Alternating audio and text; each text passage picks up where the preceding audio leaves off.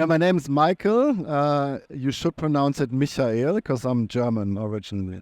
So our company is called Flow Global. What is Flow Global all about? So Flow Global is about enabling small businesses to grow in the digital economy. So we believe in two things. We believe in small businesses, small is beautiful, and we believe that the digital economy offers a lot of opportunity for small businesses to grow and also to stay relevant. So we work with small shops, small retailers, who, as we know in the West, can get pushed out of the market by big supermarkets, right? But in the markets where we work, in Africa and Latin America, they still distribute more than 90% of all goods and services, and we want to ensure that it stays that way.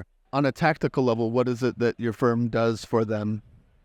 So basically in Africa specifically, one of the new revenue streams that these small businesses can have is being a mobile money agent. So offering mobile money services to the public. By doing that, they earn commission revenue from big mobile money providers, big telcos.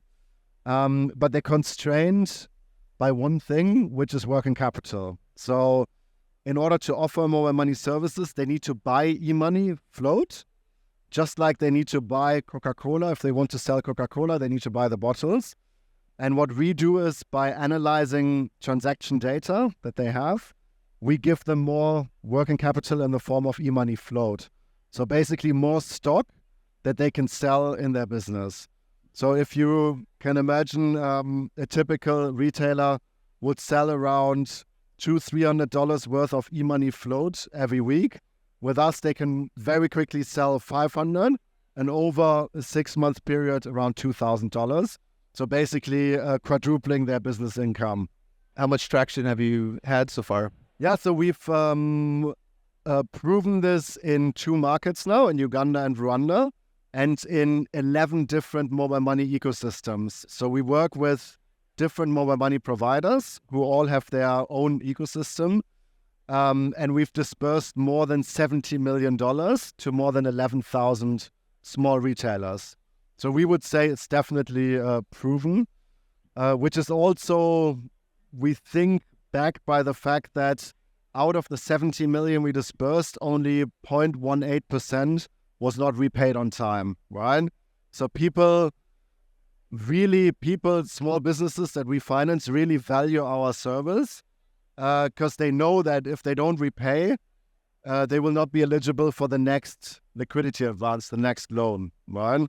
But because it's so important to their business and they want to grow their business, they always repay on time. A lot of Western people would think we're crazy lending to small businesses in Africa, but even local banks think we're crazy because local banks also most often don't lend without collateral. And collateral almost exclusively means a land title, right? So even when we try to get a loan from our bank, and we are basically now an SME in these markets, we don't get financing because we don't have a land title. What are your aspirations moving forward? Number one aspiration is to convert our existing pipeline. So we have a pipeline of around 120,000 small merchants who we can reach through the existing partnerships and data networks we have. And then the broader vision is to be the number one growth partner for small businesses in emerging markets. What's the biggest hurdle that you face right now? Now it's capital. It was understanding the different data structures. It was getting the right partnerships. It was finding the right people and training them. But now it's only capital. And we know that every entrepreneur says that. But for us now, because our product is proven and validated, it really is the case. Now we just need more capital to really scale. What does an ideal capital partner look like for you right now? Yeah, somebody who shares 2 things with us. One is our vision. So somebody who wants to enable small businesses to grow. So we get a lot of requests also from our partners to do consumer lending or other offer products. We don't do that. We want to fund small businesses and work with small businesses in other ways. Maybe provide them with e-commerce platforms so they can offer more services. So we want to be a partner to small business. That's one. And the other one is to be as courageous as us, right?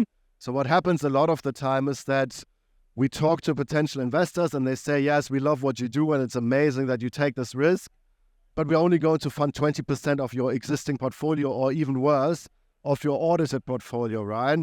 Now, that doesn't really work if you have 20% month-on-month growth and you have basically the opportunity to take the loan book that we have now to around 50, 60 million, right? At the moment, we disperse around 5 million per month. That can easily be 300 million. So we need somebody who, yeah, I'm sorry to say, doesn't just talk, but actually delivers. And that, from our perspective, also means taking risk and growing fast, right? If you ask us, what should an impact investor do, or what should philanthropic capital do? It's really enabling entrepreneurs, service providers to perform at their potential, right? And that's what we're looking for. And that entails taking risks, and that entails moving fast, right? Because it always comes back to our customers, our very small businesses that we fund. They move fast. They work very hard, and they can double their business within a month or two, right? So why can't the big investors sitting in London, New York, Singapore do the same? They've got a lot of options of places to put their money. Yep. Why should they bet on you? Like, what's the pitch for why you're a worthwhile place for their money? Two things. First of all, we believe in and we stay true to our mission. So we will deliver social returns, which specifically is enabling our customers who are small business owners to grow their business, which translates into business income, and in their case is almost always equal to household income, right? And that then triggers down into allowing more families sending their children to school and so on. And then secondly, we deliver financial returns, right? So our model is completely proven financially. We generate roughly an 85% return on our portfolio per year, which even companies in the West couldn't say about themselves most of the time. Success in your impact, how do you measure that? Yeah, so we usually, at the moment, we measure it by what we have data on, right? And we have data on business income. So maybe taking you back to a typical customer. So a typical customer is a very small shop, or small shop which assumes an important role in the community where they operate, selling FMCG, selling agricultural inputs, selling groceries, and offering mobile money services. So it is the place where people pay for their utility bills, their electricity bill, their water bill, but also deposit money onto their wallet. So it is their interface to the formal financial sector. Now, for them, success is growing their business, right? And we enable them to grow their business, and that we can measure by hard data on their business revenues. How does somebody find you if they want to follow up? So we work with mobile money providers who give us anonymous data on their merchants, their mobile money agents. Now, from that, we identify those who qualify for our services, which is roughly the top 40 percentile. And that is really important because we also believe that credit is not for everyone, right? Not everybody should get credit and not everybody will put it to good use.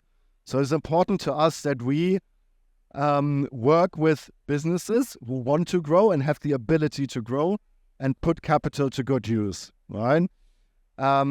So we then, based on that anonymous data dump, identify the top 40, 35 percentile who would qualify. Now, once we have identified them, we go back to our partner and we say, anonymous still, because we maintain our customers' privacy or potential customers' privacy. This is the list of potential women and men who would be eligible with their businesses for our services. Can you contact them and ask them whether they're interested? So then our partner, who already has their contact information because they've KYC'd them, contacts them. Oh, we have a new product which we offer in partnership with Flow. are you interested? If they say, yes, we're interested, we then visit them, explain the product in detail, and get their consent to analyze their data for the purpose of designing the right product for them. And so then we give them a custom-made product, liquidity working capital product to grow their mobile money business, right? And now, because we are a brand in the market where we operate in Uganda and Rwanda, now customers also approach us. So we have a self-registration functionality on our app. Just to be clear, you don't need a mobile app to use our services. You can use USSD, you can use mobile phones, just calling us. And we have human relationship managers visiting every customer. But there's also a mobile app, and prospective customers can self-register on the mobile app, upload data, and then we go and visit them and do the assessment and decide whether we can work with that customer or not. And if an investor was interested in talking with you, how do they find you online? They can go to our website, which is www.flowglobal.net. We are also available on a number of platforms. So we are part of the 2022 cohort of Inclusive FinTech 50 from Axion. It's a global competition for inclusive fintechs. Then we won the FinTech for Good award of the London FinTech Award. So there's a platform in the UK called Flow, interestingly, with 2 W's in the end, where investors can find out. We are on the platform of the UK FinTech Alliance. They have an investment platform. And then our Uganda subsidiary, Flow Uganda, is in the deal flow facility of FSD Uganda. Fantastic. Hope you have a wonderful time here at the Global Impact Investing Network in Copenhagen. Yeah. And thanks for sharing your story. Oh, thanks a lot. Thanks a lot. And thanks for having me. Yeah.